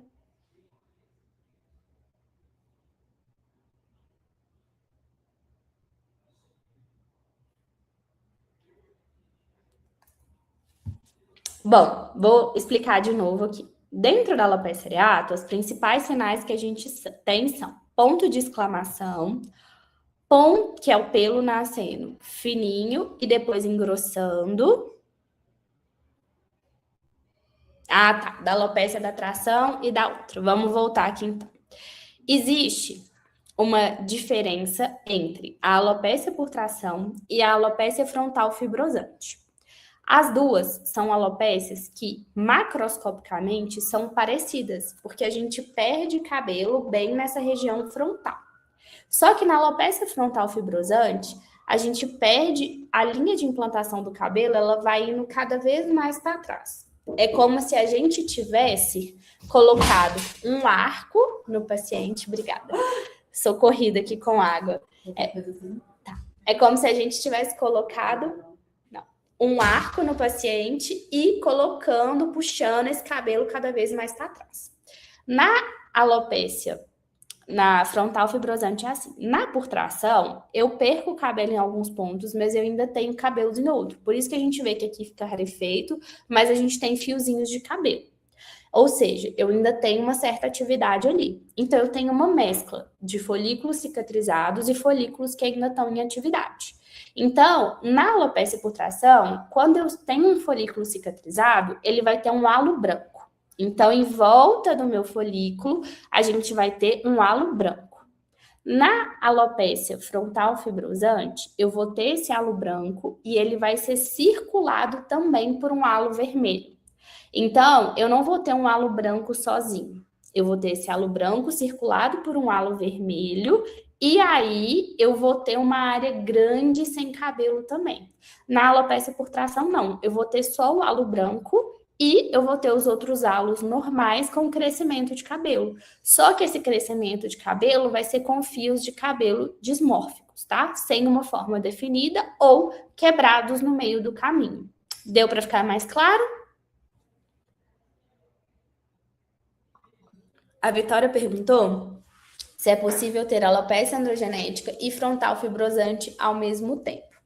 É possível ter sim, mas é raro, tá? A alopecia frontal fibrosante, ela só acomete mulheres e ela tem um caráter genético muito, muito, muito forte. Então, normalmente, se a paciente já sabe que tem alguém na família, ela já pode fazer, né, solicitar ali a pessoa que faz o acompanhamento, a biópsia de couro cabeludo para poder fazer o diagnóstico diferencial. E na frontal fibrosante, é muito comum ela começar com a perda da caudinha da sobrancelha também, tá? Bom, alopecia areata, vimos os principais achados, pontos amarelos, pontos pretos, cabelos em formato de ponto de exclamação e os cabelos em rabo de porco, porque a gente tem a variação, que é a alopecia areata incógnita, que pode ser confundida com a alopecia padrão feminino, né? A alopecia androgenética padrão feminino. Bom, a gente tem uma outra coisa na tricoscopia que é importantíssima e imprescindível da gente olhar, que é a descamação. E descamação, gente, não é tudo igual. A gente tem dermatite, a gente tem psoríase, a gente tem dermatite seborreica e a gente pode ter também manifestações fúngicas como a tinea capitis. Então, essa primeira imagem que vocês estão vendo, essa casquinha bem aderida ao couro cabeludo e essa placa esbranquiçada, mas com um caráter brilhante, prateado, ela é uma característica da psoríase. E no couro cabeludo, ela vai estar principalmente em regiões de extremidade. Então, aqui no contorno, aqui atrás da orelha e próximo à nuca. Principalmente por questões emocionais. E toda vez que a gente tem essas placas, né, de descamação, elas podem levar a um processo de eflúvio. Por quê? Porque elas têm um processo inflamatório associado ali com elas muito grande. Então, elas podem levar a um processo de eflúvio. Então, elas podem acontecer num paciente que tem androgenética, num paciente que já tem eflúvio, ou num paciente que tem uma alopecia por tração? Pode. Ou elas podem acontecer de forma isolada. Então, eu posso ter só descamação ou a descamação junto ali de uma outra alopecia de base. Aqui na imagem do meio, a gente tem a dermatite seborreica, que também é uma descamação em placas, aderida, só que ela já tem esse caráter amarelado. Por isso que ela chama dermatite seborreica. Então, ela vem do aumento da produção de sebo, tá? E aí, esse aumento da produção de sebo, essa hiperatividade da glândula sebácea, faz com que eu tenha obstrução ali no meu folículo piloso. Ela não é uma placa que se solta no fio de cabelo igual a caspa, que é uma casquinha bem fininha, que só da gente pegar ela vai se soltando no fio de cabelo. E a dermatite seborreica, ela normalmente está muito associada a quadros de alopecia androgenética. Então, ela anda junto ali desses pacientes com alopecia androgenética. Então, nessa região central, principalmente, é onde eu vou colocar, é onde eu vou encontrar, principalmente, essas placas de dermatite seborreica. Posso encontrar em outras regiões? Posso, mas principalmente do rosto. Então, lateral do nariz e lateral da boca. Quando eu tenho casos mais graves, eu posso encontrar. E por que é mais fácil eu encontrar essas placas de dermatite seborreica na tricoscopia na região central do que em regiões de extremidade, como eu falei com a psoríase? Por conta dos receptores hormonais que estão nos folículos pilosos. Então, os receptores para os hormônios androgênicos, que é quem modulam a atividade da nossa glândula sebácea, eles estão principalmente nessa região central. E aí, por isso que eu encontro essas placas mais nessa região. E aí, nessa última imagem que a gente tem aqui da região da nuca, a gente já tem uma descamação de uma infecção fúngica, que é a Tinea capitis. Essa infecção, gente, a tínia já é um fungo que a gente tem naturalmente no nosso couro cabeludo. Mas, diante de situação como estresse, uso inadequado de produtos, né, questões de estresse emocional, físico, ela pode se manifestar. A gente pode ter um desequilíbrio dessa microbiota. E ela produz essa lesão grande, aderida, bem esbranquiçada, mas uma placa maior. É comum em região de extremidade, mas ela também pode atingir o fio de cabelo. E aí a gente perde parte do fio de cabelo e a gente fica com umas placas brancas, tá? Então, é muito comum profissionais confundirem a Tinea capitis com a psoríase. Mas na tricoscopia, a gente vai ver duas coisas diferentes. A casquinha da Tinea capitis, ela não tem essa coloração prateada, esse reflexo prateado, igual a gente vê na psoríase. A psoríase, ela é muito comum em regiões do corpo também de juntas, então joelho, cotovelo. E a Tinea capitis, ela produz, quando o cabelo está voltando a crescer, esse pelo que eu coloquei na imagem para vocês, que é chamado pelo em formato de saca-rolha, que é quando ele cresce todo retorcido em volta dele mesmo e vai se enrolando na extremidade. Que quando está no inicinho, principalmente, do crescimento desse pelo em saca-rolha, ele pode ser confundido com o pelo rabo de porco da alopecia areata. Então, eu preciso analisar onde está essa placa e quais são os achados tricoscópicos. E outra coisa importante, gente, nenhum achado tricoscópico, ele é único de uma alopecia. A gente não pode olhar um achado tricoscópico de forma isolada. E eu trouxe aqui para vocês também o que é um couro cabeludo desidratado. Um couro cabeludo desidratado, ele pode também entrar na categoria descamação. Ele não vai produzir uma descamação intensa, mas ele vai dar na tricoscopia para a gente esse aspecto de ausência de oleosidade, esse aspecto de pele ressecada mesmo, de uma pele opaca. E o couro cabeludo, quando ele está ressecado, gente, ele é um ambiente perigosíssimo.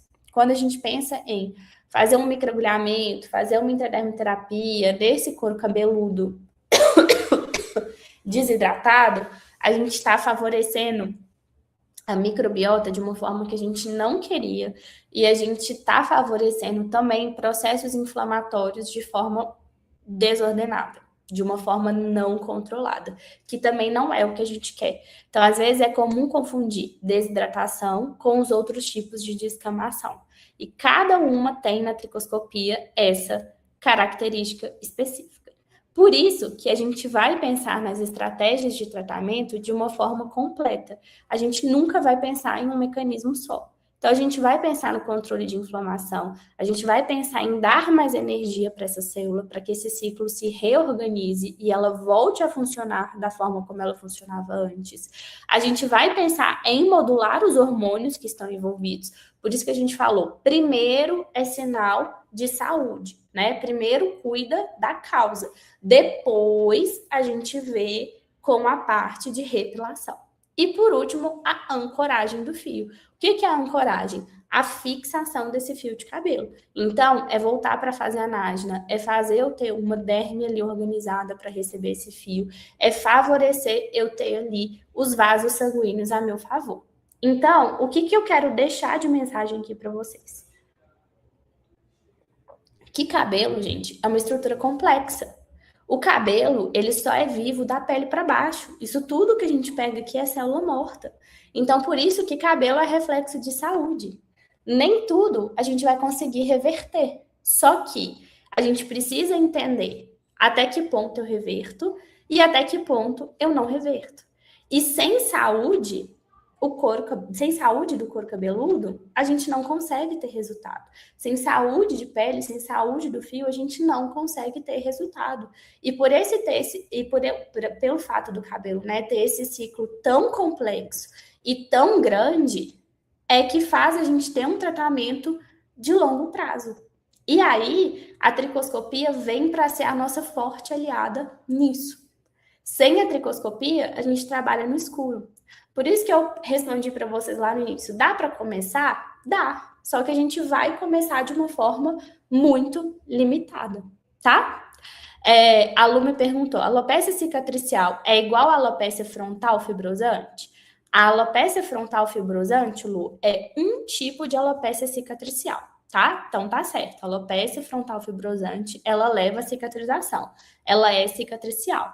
Mas a gente tem outras alopécias cicatriciais que existem também, como o lúpus, como a foliculite decalvante, a celulite dissecante. Elas também são outros exemplos de alopécias cicatriciais que vão ter ali como um dos achados da tricoscopia o halo branco, mas elas vão ter outros achados específicos na tricoscopia também, tá?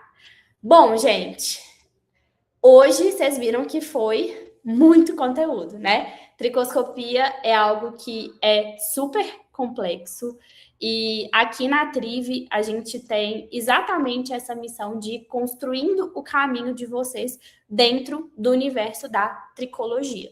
Então, quando eu falo em construir o caminho, é a gente olhar para a alopécia muito além do que resolver aquele problema ali momentaneamente, resolver uma queda de cabelo, resolver um afinamento. A estrutura, ela é muito mais complexa do que isso. Trabalhar com cabelo é trabalhar desde saber manipular um shampoo, um blend de óleos, entender de cosmetologia, até a gente, de fato, conseguir fazer indicações e diferenciações para, por exemplo, casos de câncer, casos em que a gente tem ali lesões, né? Não só lesões malignas, mas lesões também cicatriciais. Isso é cuidar do paciente como um todo, tá? A Vitória perguntou que a mãe dela tem a alopecia frontal fibrosante e se ela tenha também, se tratando antes, é possível que não tenha essa perda. Sim, o objetivo das alopécias cicatriciais é a gente dar qualidade de vida para o paciente. Então, quanto antes identificado, mais a gente consegue regredir. Quanto mais a gente consegue regredir, você não vai ter essa manifestação toda. Não quer dizer que você nunca vai ter, mas você vai ter ela de uma forma muito mais espaçada, tá? E quando, adorei a pergunta da Thalita, o que a gente faz quando o couro cabeludo tá ressecado? A gente vai precisar hidratar esse couro cabeludo. E aí entra a terapia capilar dentro disso, tá? Então, os blends de óleos, a cosmetologia específica para que o paciente faça uso em casa. Um erro profissional muito grande, que foi um erro que eu já cometi também lá atrás, é achar que a terapia capilar ela era algo só se a gente tivesse estrutura de lavatório no consultório. Mas ela não é para quem tem estrutura de lavatório em consultório. Claro que o lavatório é importante, a gente tem várias manobras que são importantes, né? Hoje, aqui, eu falo que era meu sonho ter essa estrutura, e hoje eu tenho essa estrutura, mas existem várias coisas em termos de cosmetologia e esse entendimento de pele que o paciente consegue fazer em casa. E que a gente consegue também fazer em consultório, mesmo sem ter em lavatório. E é isso que eu estou falando com vocês, de construir essa jornada do conhecimento. Então, aqui na Trive, a gente tem todo esse passo a passo para poder construir essa jornada do conhecimento. E vocês estão sempre me acompanhando. Hoje, vocês sabem que a gente está com a nossa mentoria Método Triv, com as nossas vagas abertas. A gente está com a próxima turma quase começando. E para todo mundo que está aqui comigo, eu tenho uma condição muito especial. Primeiro de tudo, que a gente tem uma comunidade grande e forte, né? Então, vocês vão ter a oportunidade de conhecer outros profissionais. E dentro desse conhecimento de outros profissionais, vocês vão ter acesso a uma comunidade nossa que é vitalícia. Eu vou estar lá, a Lívia vai estar lá, os outros profissionais, e a gente vai continuar sempre discutindo. E vocês vão ter acesso em primeira mão ao nosso próximo lançamento da Triv, que é o nosso curso de tricoscopia. Então, assim, todo mundo que entrar nas próximas 24 horas para a nossa mentoria, então todo mundo que quer crescer o seu negócio na tricologia, saber gerir o seu negócio na tricologia, saber de fato toda a parte, não só de tricoscopia, mas de alopecia cicatricial, de cirurgia de implante capilar, de alisamentos, ou seja, ser um profissional completo que trabalha com tricologia, principalmente para quebrar as objeções dos pacientes, esse é o lugar e o momento ideal para vocês. Então, nas próximas 24 horas, a nossa mentoria ela está saindo com um valor muito especial, muito, muito especial mesmo, que são as 12 parcelas de 333. E vocês vão ter acesso em primeira mão ao nosso curso de tricoscopia, acesso à nossa comunidade e todos os modelos que a gente usa de prescrição, de anamnese e aprender de fato a cuidar desse paciente de forma completa. E eu quero que, assim, vocês fiquem muito e muito tranquilos, porque eu sei que essa nem sempre é uma decisão fácil. A gente viu que o universo da tricologia, ele é um universo muito complexo, muito grande. E assim, gente, não se tornem profissionais que vão olhar apenas para fazer um microagulhamento ou uma intradermo. Isso é muito pouco perto de um profissional que, de fato, sabe cuidar da tricologia. E como eu sei que essa não é uma tarefa fácil, quem tiver na dúvida se isso, será que esse agora é o momento para mim? Será que não é? Será que a mentoria vai resolver o que eu preciso? Vocês podem ficar à vontade para poder conversar comigo, podem chamar a Lívia para poder conversar também. O nosso objetivo é ir muito além da parte técnica, é formar vocês na parte técnica de tudo que é importante dentro da tricologia e também de tudo que é importante para um profissional que de fato vende, um profissional que ele é um profissional completo. Rafa, para que eu vou saber de implante capilar se eu não faço implante capilar? Porque o seu paciente vai fazer implante capilar, porque nós, enquanto biomédicos, enfermeiros, farmacêuticos, podemos também participar da cirurgia de implante capilar. Mas eu não vou executar. Não, você não vai executar, mas você vai participar do processo, você vai participar do processo de extração, você vai participar do processo de viabilidade, você vai participar do pré e do pós-implante do seu paciente. Então, sim, se você quer ser um profissional completo, que sabe vender, que sabe quebrar objeção, que sabe cuidar do seu paciente, o momento de entrar ou não com o tratamento, sim, você tem que saber de implante capilar. Assim como você tem que saber de terapia capilar, assim como você tem que saber de eletroterapia, e ir quebrando isso, essa visão limitante de que eu não posso fazer de acordo com o que o meu conselho libera, então eu não preciso desse conhecimento, tá? Esse é o principal, gente. E construir isso de forma completa não é uma tarefa fácil. Então foi por isso que a gente criou a mentoria exatamente com esse objetivo, para colocar vocês dentro da jornada completa da tricologia, ok? A Thalita perguntou aqui se para quem vai formar daqui 1 ano, se é viável fazer um curso extenso ou Calma. Se você vai formar daqui 1 ano, Thalita, e você já tem certeza que você vai entrar no universo da tricologia, pode me chamar para conversar, porque faz sentido sim, tá? A gente só precisa entender mais alguns detalhes para poder te direcionar de uma forma melhor, tá? E, gente, vocês podem ficar tranquilos, a gente não vai vender para vocês uma coisa que não é o momento de vocês, porque senão não faz sentido nenhum o que a gente chama de curva de aprendizado. E a gente precisa, de fato, preservar essa curva de aprendizado. A gente nunca aprende uma coisa de primeira. A gente sempre precisa escutar aquilo de formas diferentes. E a tricologia é uma ciência nova. A tricologia, ela avança a cada dia. A gente tem cada vez mais procura. Então, tudo que a gente vai evoluindo no consultório vai trazendo mais desafios também. Então, a gente precisa estar preparados. Muito obrigada, Manu, Lu, Thalita, obrigada a todo mundo que ficou aqui comigo hoje, quase 2 horas falando na cabeça de vocês. Tainá, a gente tem curso sem ser a mentoria também, aqui na Triv, tá? Tem de terapia capilar, tem curso de injetável, de tricologia, a gente tem a jornada completa aqui para formar vocês dentro, né, sendo profissionais da tricologia, tá? Muito, muito obrigada por vocês estarem aqui comigo hoje, até agora, pela participação, pelo engajamento, pelas perguntas. Eu amo demais isso daqui. Se deixar, eu fico, ó... Por isso que a minha voz nunca volta, né? Vocês podem ver, eu não consigo nem recuperar, porque eu não calo a boca 1 minuto, tá? Mas todas as dúvidas que vocês tiverem, vocês podem me chamar lá no Instagram. Eu respondo sempre todo mundo.